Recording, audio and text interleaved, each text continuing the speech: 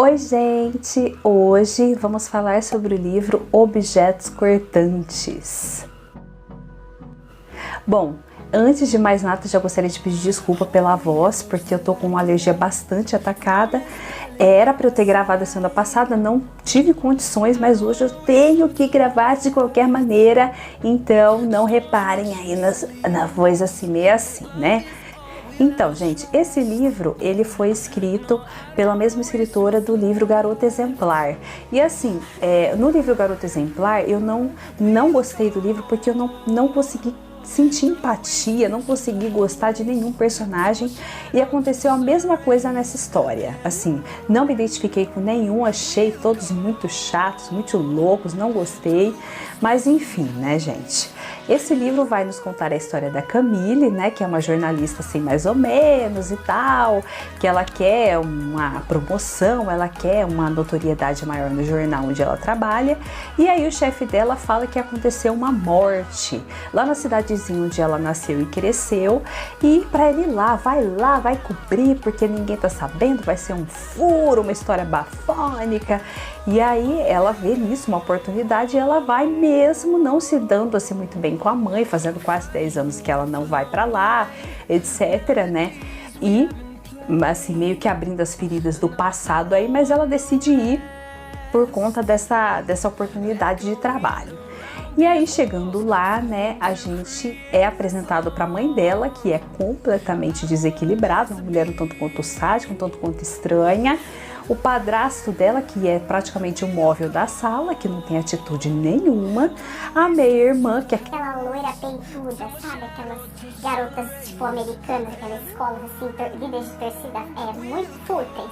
A irmã dela é essa, sabe? Assim, e também é um pouco sádica, também um pouco, não sei, um rancinho assim também, enfim. E aí nós vamos descobrindo também mais sobre a própria Camille, né, que ela passou um tempo numa clínica psiquiátrica por conta que ela se corta. O corpo dela é todo cortado, assim, escrito mensagens, palavras aleatórias que ela escreve ali, assim, super normal, né? Então você já vê que ninguém da família é normal.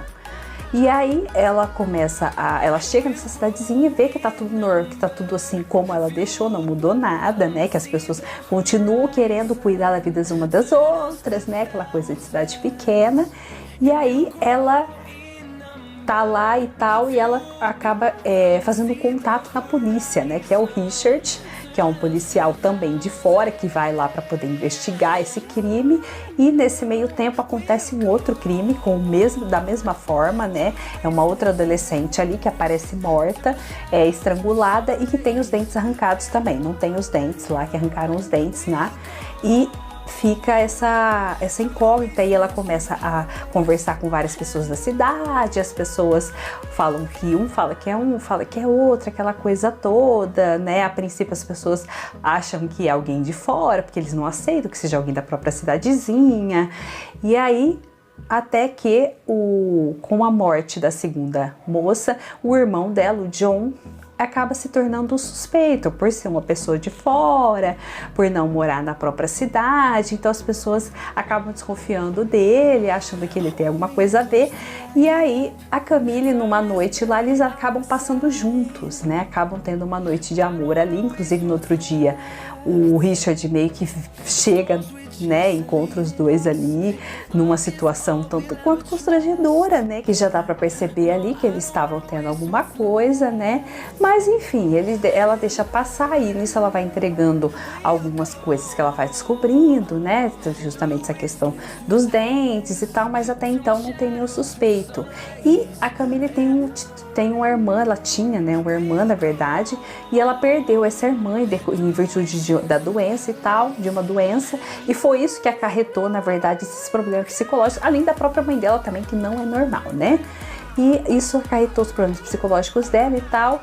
E aí ela, num dia que ela vai com a irmã dela numa balada lá e começa a passar mal, a mãe dela dá um remedinho lá, ela começa a passar muito mal, e aí ela começa a pensar: gente, será que a minha irmã estava realmente doente mesmo? Será?